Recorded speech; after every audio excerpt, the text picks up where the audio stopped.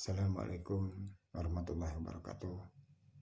Sampai ketemu, salam jumpa dengan saudara-saudara semua. Video kali ini saya akan meluruskan, membahas lanjutan daripada video yang pertama. Video yang pertama tentang masalah ilmu bela diri yang disebut ilmu al-qaromah atau ilmu kontak, ya, dimana latihan-latihan pernapasan yang pernah saya ulas di video saya yang pertama di ilmu bela diri ilmu kontak ini. Saya kira mudah-mudahan saudara semua sudah mulai mempelajari ya gerakan-gerakan fisiknya, jurus-jurusnya, pelan-pelan, mudah-mudahan hafal. Kalau seandainya memang masih agak bingung, ya nanti bisa hubungin saya, telepon saya, itu kan ada nomor kontaknya. Ya, saya kira nggak dipungut bayaran ya, nggak apa-apa, telepon saja kapan waktu. Dan ilmu bela diri ilmu al-qaromah ini boleh dipelajari oleh siapa saja, maksudnya baik laki-laki maupun perempuan, baik Islam maupun non-Islam, ya bermacam-macam agama, suku boleh ya, karena ini pada dasarnya yang kita olah adalah pernapasan dan fisiknya. Jurus itu adalah untuk membiasakan fisik suatu gerakan yang teratur ya. Jadi kalau anda kan kita latihan olahraga kan ada gerakan teratur, jadi maka menggunakan jurus itu adalah gunanya adalah keteraturan ya, seperti bagaimana pencak silat. Ya juga beda-beda jurus, apabila cimande atau pencaksilat yang ipsi itu kan berbeda jurus, atau karate kan berbeda jurus.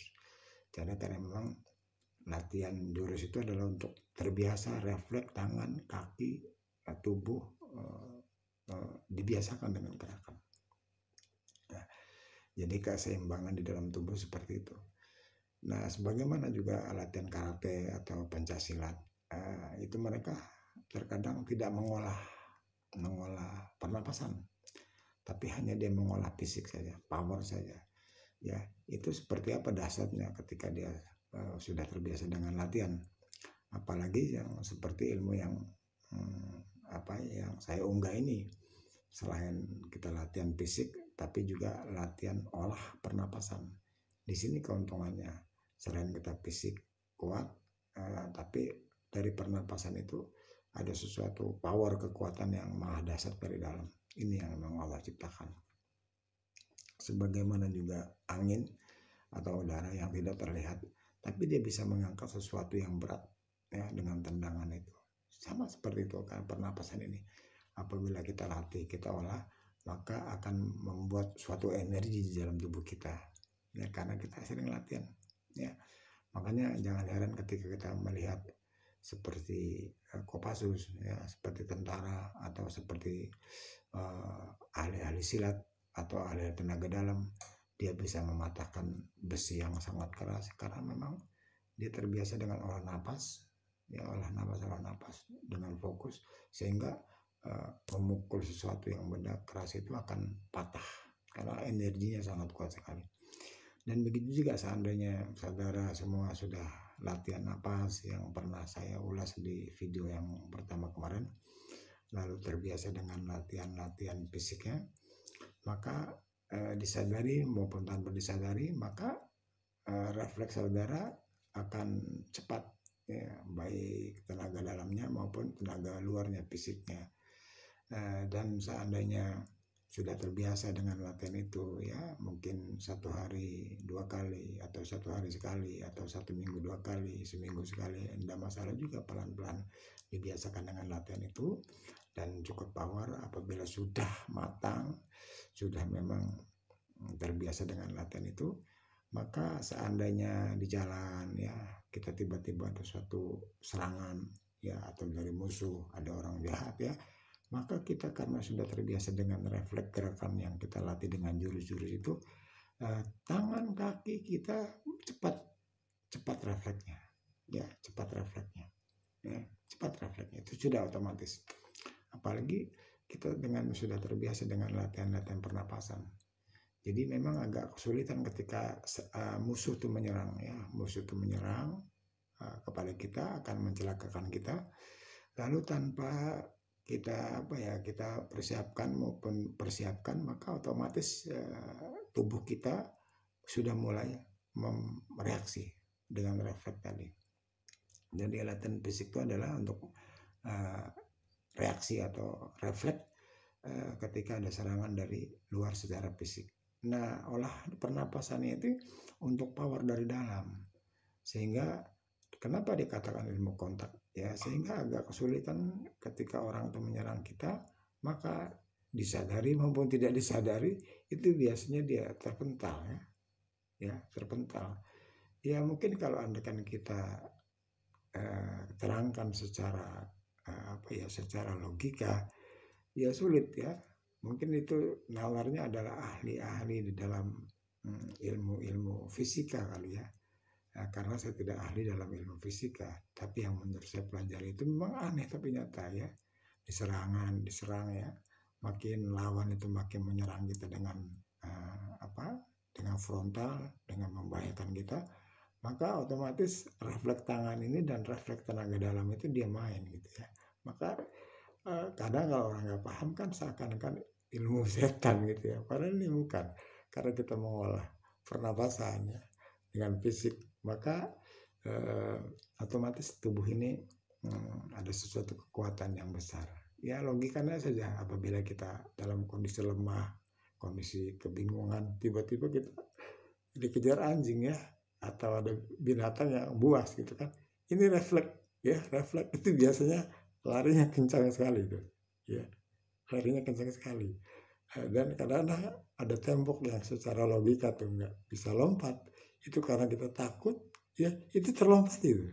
Karena saya juga pernah ngalami zaman kecil dulu ya, ketika suatu hari saya tuh dikejar anjing itu, dulu kan ada sungai ya, jadi secara logika saya nalar gini nggak kelompat itu dari tepi sungai ya, di sungai itu ada tepinya, tepi sama tepi sini. Jadi kalau kan kita sadar lompat itu kan nggak kelompat pasti kita kejebur gitu.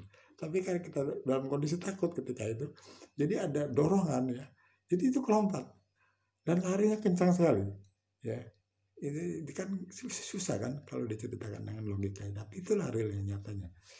Makanya bukan ilmu ini nggak aneh gitu ya. Jadi terus ya saudara semua latihan mudah-mudahan berhasil ya. Ya itu tadi tujuannya adalah bukan untuk jago-jagoan, untuk sok-sokan, terus berlatih tidak masalah. Alhamdulillah kok, kan nggak bayar kok latihan seperti itu kan, dibocorkan sama saya.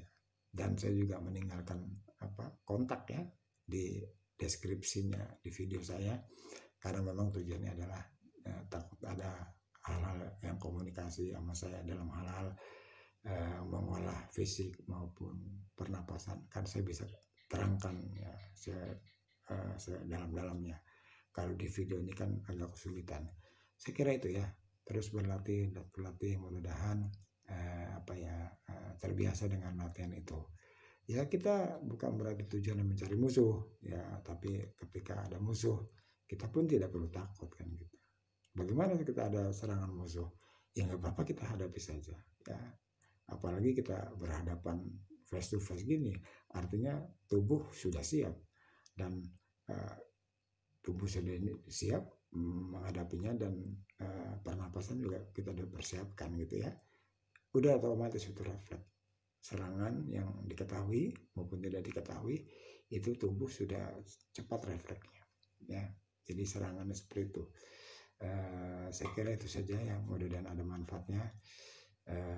Lalu pesan saya apabila memang sudah menguasai ilmu ini, saya kira mudah-mudahan jangan untuk sombong-sombongan ya, jangan untuk sok-sokan jago-jagoan. Saya tidak tidak memerintahkan untuk itu. Ini mah untuk sekedar istilahnya mengolah ragakan tubuh supaya terbiasa. Selain sehat kan juga fisik sehat kan juga kebatinannya juga sehat. Tarik nafas itu kan juga bagus untuk paru-paru, ya. Olahraga tubuh gerakan juga bagus untuk fisik.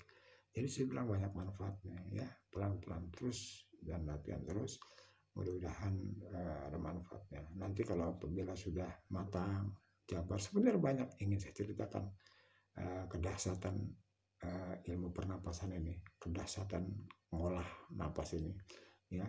Kalau jurusnya itu sih untuk terbiasan gerakan kita supaya supaya refleks, tangan ini refleks, mata ini refleks, terus kaki refleks. Tujuan itu saja, jadi untuk membiasakan.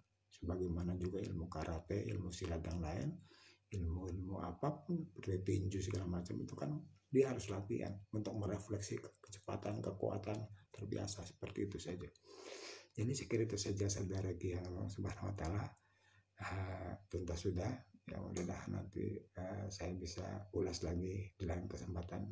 Insya Allah mudah-mudahan ada manfaatnya. Lebih kurangnya mohon maaf. Mudah-mudahan berguna untuk saudara semua. Oke, salam jumpa, sampai ketemu lagi. Assalamualaikum warahmatullahi wabarakatuh.